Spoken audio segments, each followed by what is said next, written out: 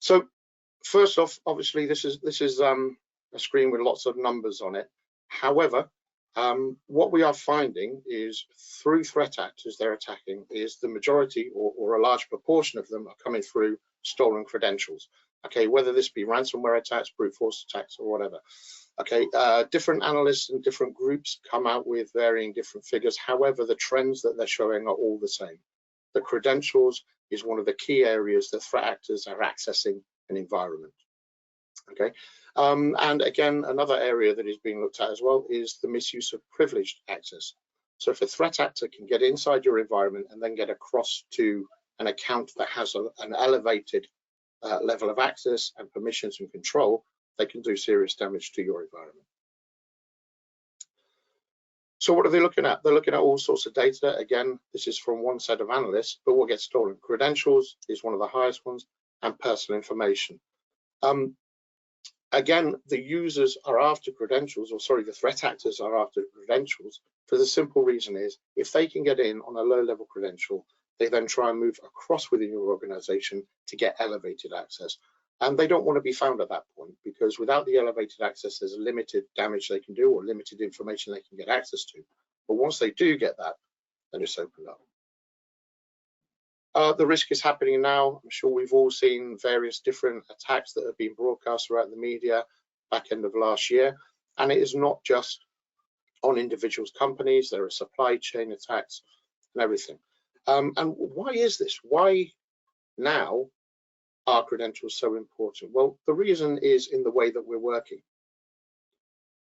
By the nature of today's modern workplace, where it's not centralized within one organization, and the use of the cloud providers, SaaS, our perimeter has eroded from where we would normally have it, which would be our firewalls and our frontline defense, to actually people's offices and other platforms that aren't owned by us. And we do see a lot of tenders coming out and a lot of requests for information where companies are asking other companies, if we're going to have access into your system, what is your security like?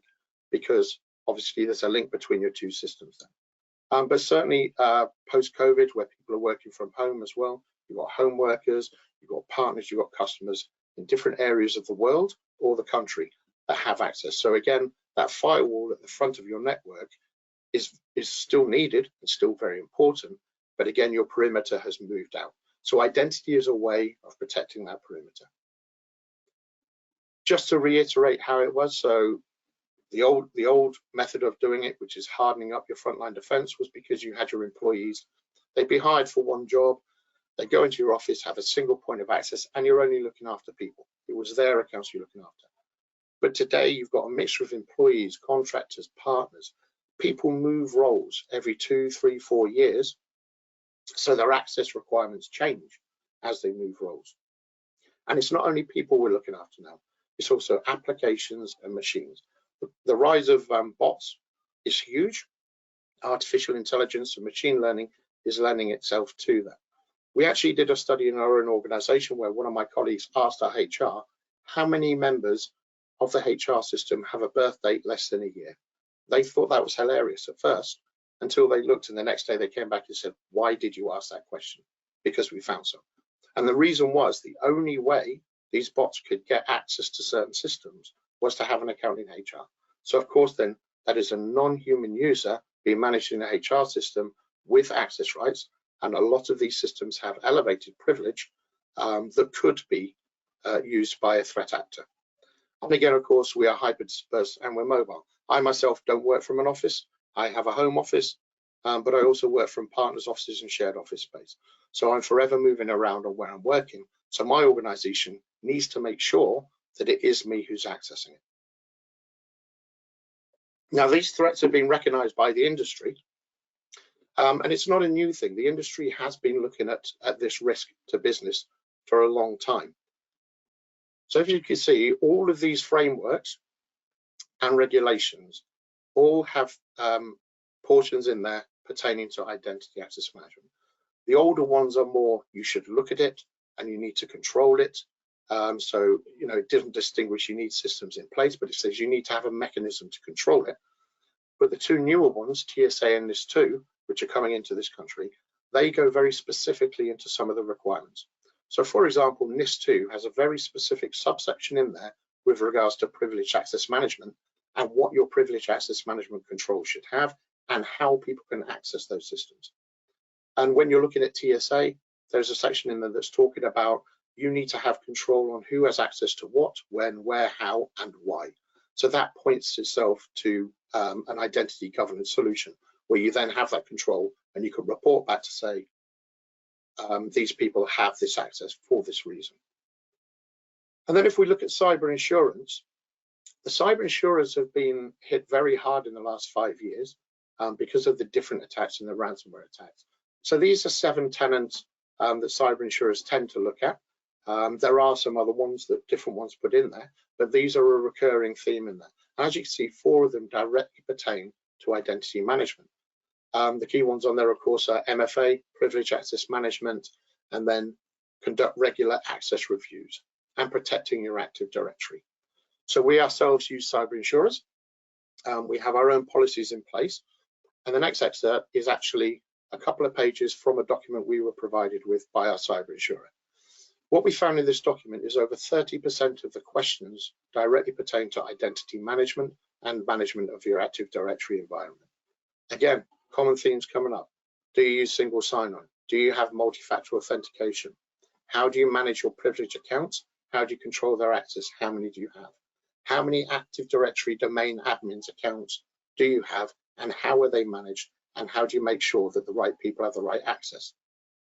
Again, because cyber insurance is all about risk mitigation. The lower risk you show them, the lower your premiums can be and the more confidence they have to insure. We have had cases recently where companies have been told, if you do not put in a PAM solution, we will not insure you. But it varies from cyber insurer to cyber insurer.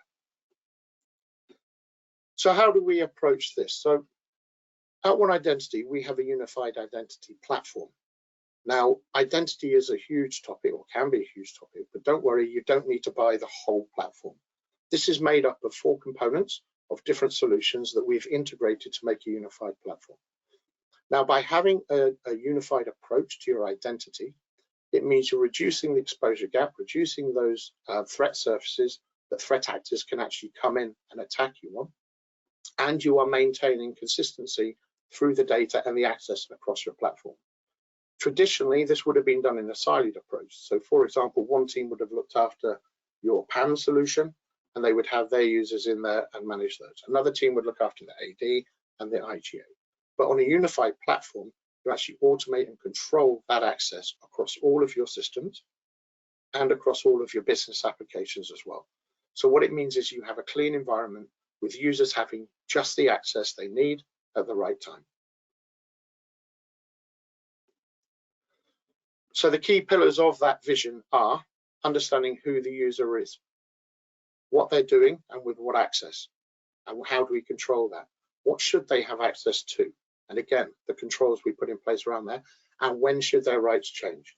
This is a hot topic in industry at the moment, which is talking about the JML process. I used to work in a cyber assessment company doing assessment of people's cyber security, and one of the key things we found there was that there were dormant accounts, there were orphaned accounts, there were privileged accounts that had been sitting there 2 years after someone had left. And this is not uncommon in business to find, because there is a manual process put in place to change or remove that access, and of course an emergency comes up, someone then focuses on the emergency, comes back, carries on with their day-to-day work. Okay, so by using a unified identity platform, you take that away. You take that user error and that user interaction away, because you're automating those tasks and you're making sure they're carried out and then reporting back to say they are carried out. But by implementing a unified vision, it's not just security that you get out of it. So when you harden your AD, you're implementing MFA, you're managing your IDs and enforcing governance on there. The upshot of that is you get operational efficiency. So there are some solutions in this. So for example, if we're using our single sign-on MFA technology with our IGA, you can look at consolidation of licenses, because we can report back to our IGA system what applications are actually being accessed by the users. So if you've got license for 1,000 users, but only 200 are using that application, you can look at how much cost you can reduce by not having such a large pool of licenses. Give the 200 to those users that use it regularly, and maybe have a pool of 100 for people to request access to. The training as well. In a siloed approach to identity, you would have had to have, for example, I'll take a couple of names, someone trained on Okta, someone trained on CyberArk, and someone trained on SailPoint, and maybe Manage Engine.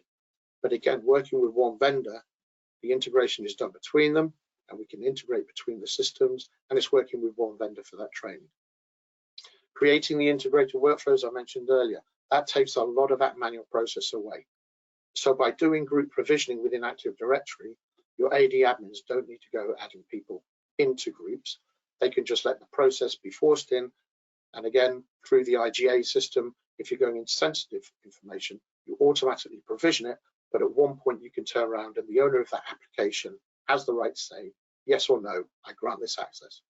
So the more you automate it, the more processes that are automated, the more operationally efficient your business will become. So just to indicate why unified identity is something, in 2022, Gartner predicted that by 2025, they predicted 70% of access management governance and PAM projects would be carried out on a converged identity access management platform. So we've had our platform since prior to 2022, and we are seeing that convergence in the market. There is the merger of ForgeRock and Ping ID, SailPoint have bought a PAM vendor, CyberArk are looking into identity governance. So we are seeing the main identity players along with ourselves who are moving to a platform. But the key thing is we're the only one recognized in all the areas of identity access management by the analysts, that's Gartner and KuppingerCole. So how can it help? When you unify your platform, you consolidate your control of all identities, users, applications across your IT infrastructure. This means that the same information is in all of your systems.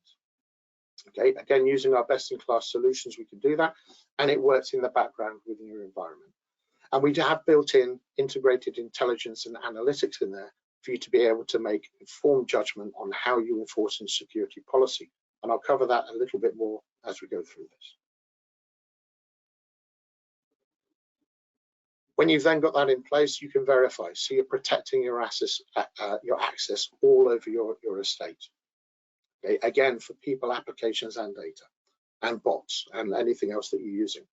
By leveraging strong authentication, password authentication, by enabling just-in-time privilege, so accounts that can do the damage if they are compromised, may be at rest, don't hold any kind of permissioning. You only give them that permissioning at the time it's needed through a privileged access session. And then again, behavioral analytics and session monitoring. Again, this is about understanding and making sure that the person who's using this access, particularly in the case of privileged access, is the person who's meant to be using. And then it helps you adapt. Once you have a unified platform in place or an identity strategy in place, it becomes part of the DNA of a business. Okay, you can then build security out at the start of a new application. Any new application coming into your business, you can look at and say, right, how do we provision this? How do we make sure we only have the right users with the right access at the right time? And that's how the unified identity platform can help that. And again, it needs to be on cloud and on-prem. There are products out there that purely work across the cloud infrastructure. However, at One Identity, we also do have capabilities for on-premise solutions, on-premise servers as well, and taking care of that. You've probably seen these types of diagrams with regards to cloud maturity matrices. There is an identity platform maturity. Now, obviously, the nirvana is a unified state where we have full orchestration and everything is optimized. And however, what we can do with our solution set is help you get from any point to any point on it. So there are customers who are not even on the fragmented state. They don't have any identity management in place, or maybe just use a bit of two-factor authentication and or even more. If they want to get to a basic state, then yes, we can take you there. And the key thing about it is we cover all the pillars of identity. So depending on your business requirements, that's where we can help you. So if your first requirement is MFA, no problem, we'll help there. If you then need to move on to PAM, we can help there, or vice versa. We are not guided by what our product sets are, we're guided by the needs of the customer and where they need to get to and how they can get the best benefit and the quickest results out of their investment into identity. So I'm just going to cover over the pillars a very little bit. Apologies if I feel like I'm teaching some people to suck eggs, but some people don't actually know what the pillars are. So the first pillar is access management. This is, a lot of people talk about, your multi-factor authentication, passwordless, single sign-on. Okay, we have a product that was integrated into our solution 2 years ago from a company called OneLogin. It is a SaaS provided product, cloud-based, and it enables you then to enforce multi-factor authentication.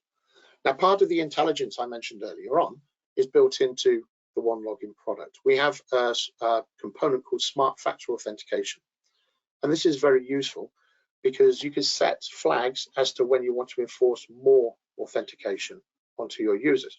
So if I'm working from my home office, okay, normal times, and I'm coming in, it recognizes I'm coming from a known IP address between these times and I'm accessing these systems.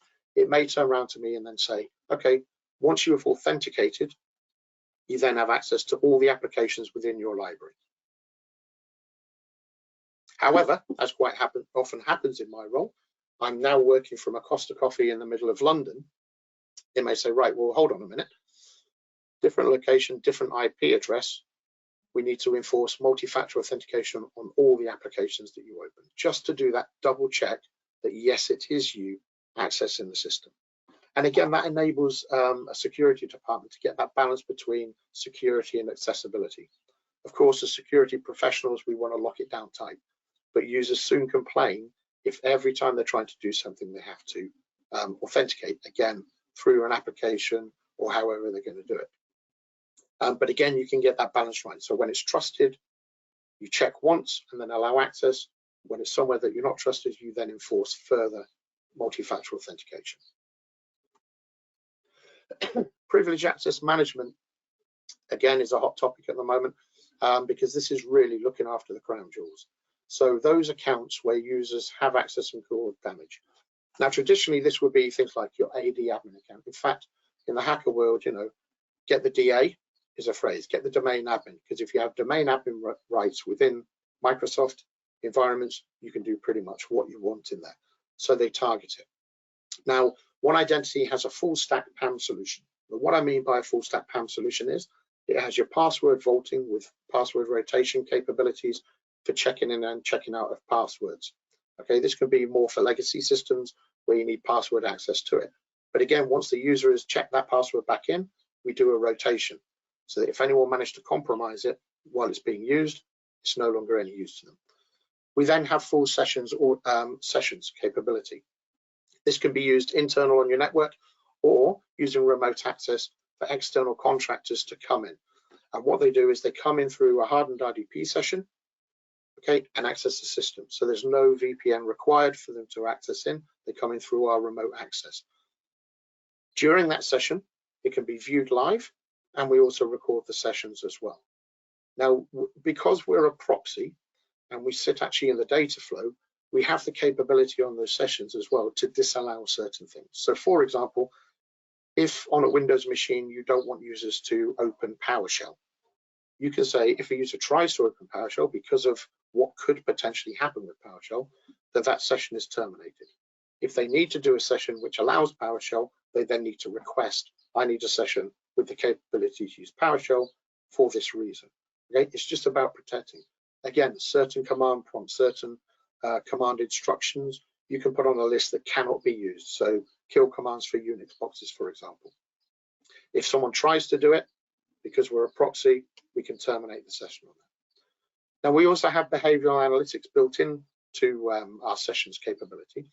And what this is, the system will learn people's keystrokes, mouse movements, where they log into, what sessions they normally go on to, and how they access. And after learning that for a time, you can then set up actions on. So for example, if the keystrokes are slightly different, but everything else marries up, maybe send an alert to your security system to say something's not quite right here.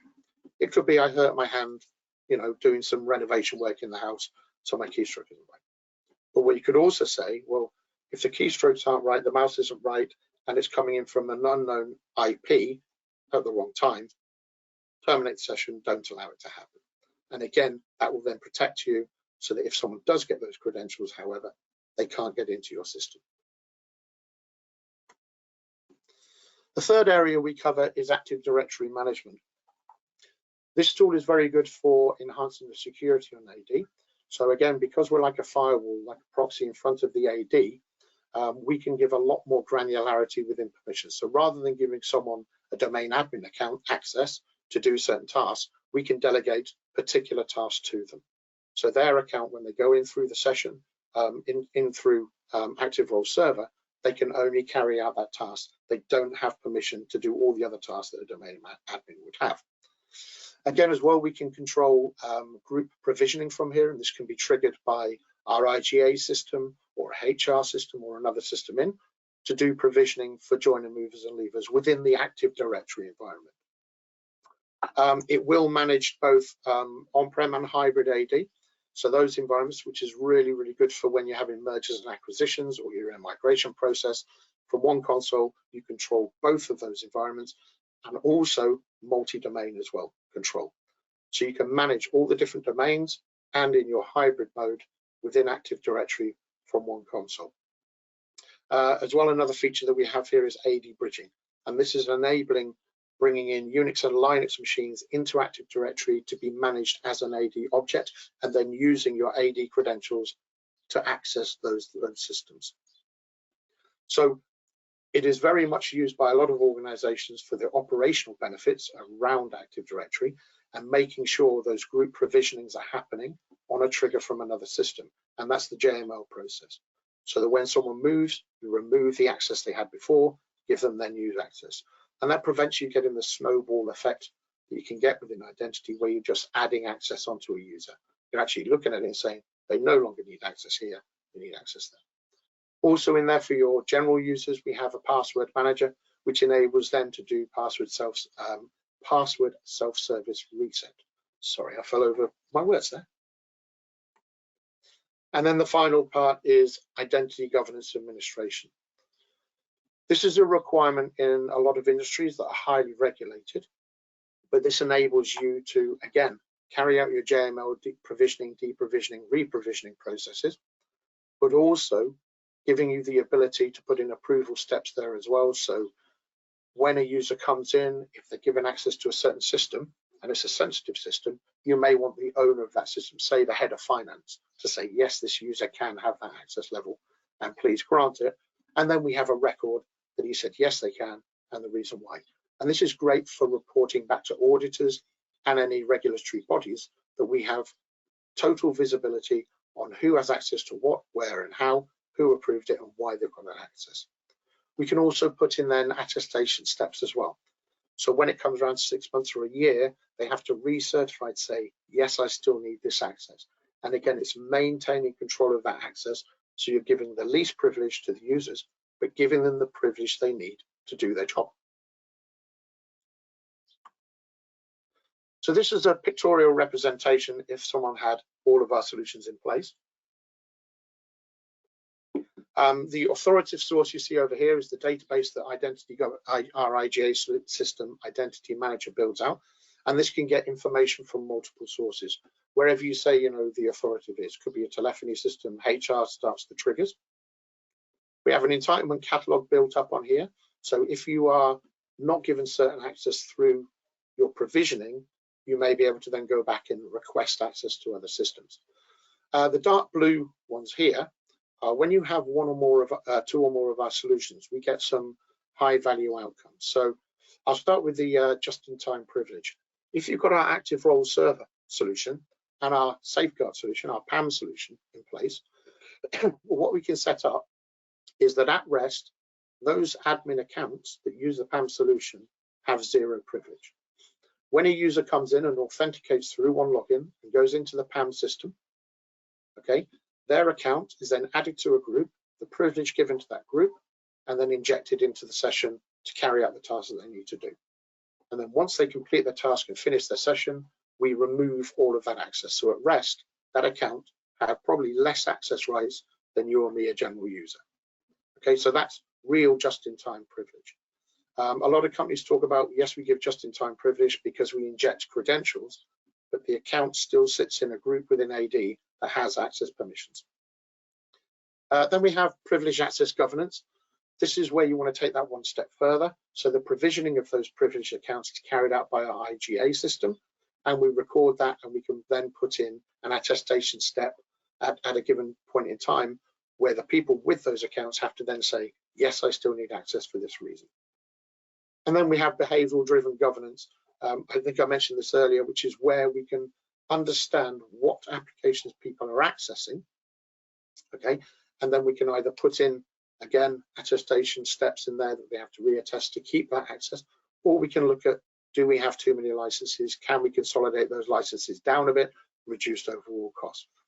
But again, together, you then have a unified platform with common identities across all of your systems, controlling access to all your systems through MFA, single sign-on, privilege access management, and making sure that you're giving the least level of access possible, okay, but that the users can do their jobs, and if they need additional access, they can then request that. These are just a couple of the recognitions we got from KuppingerCole and Gartner. We are recognized, as I said, by the analysts in all of the areas they cover in identity. So in summary, the unfortunate truth is the edge is eroding, as I say, because of the way that we're working in this hyper-dispersed, hyper-agile, SaaS-based world. And the way forward, as indicated by analysts, is a unified identity platform. But again, you can start anywhere, and we are not driven by one particular product. We can talk to you about any of your needs across all of the areas of identity and access management, and then we can help you build it out. So how do we help? So analyze, if you can understand where your security exposure gap is. This could be through your auditors, or just through that you know that you've got a mess in your Active Directory, or you have all these siloed identities, and identify where it is. We can help you enhance that by mapping your journey. So if we understand your challenges, we can come back and say, right, okay, so your quickest win is multi-factor authentication or privileged access management, because this is what your auditors are telling you need to do, or the regulatory bodies say that you need to address. And then we can start building it out to build you a unified platform. And then optimization is when you get into a unified state, is then a resilient state. So all applications that come into your system, all new systems that come into your environment, you can then look at them and build them into your identity platform. So again, you have complete control over the identities and what access those users have and how you manage that access. So I've come to the end of the overview. What I would say is, if you are looking at any identity projects at the moment, or would like to understand more about One Identity, then please reach out to your Cubus sales representative, and we can set up a session with myself or one of my sales or pre-sales colleagues to understand your needs and how One Identity and Cubus can help you. And I'll open up to any questions. That's great, Simon. Thank you very much for that. That was very interesting. We do have one question that's come in. So you touched on the NIS2 and the TSA regulations. Are you finding there's any specific gaps that people are identifying as they go through that, and or is there anything that any service or solution that you're providing, you're finding you're provisioning more often on the back of that? Yes, actually. So we've had a number of tender and RFIs come through from customers at the moment pertaining specifically to NIS2, and they refer to subsections within NIS2 that talk about privilege access management, and it wants to understand how you control that, the regular control you have. It even mentions that there must be sessions recordings, password management, and then it goes on to talk about access to those systems using MFA. So we are seeing a lot of interest in the market around multi-factor authentication and integrating that, as well as privilege access management, because they're the two keystones of access. If a threat actor can come in, they come in through those routes, and that's where they can do damage. Now, when it comes to TSA, it's a little bit more vague about requirements. It doesn't specifically say PAM, but the wording around it is around controlling the access, understanding who's got that access, and making sure that you have provisions in place for authentication and controlling that access.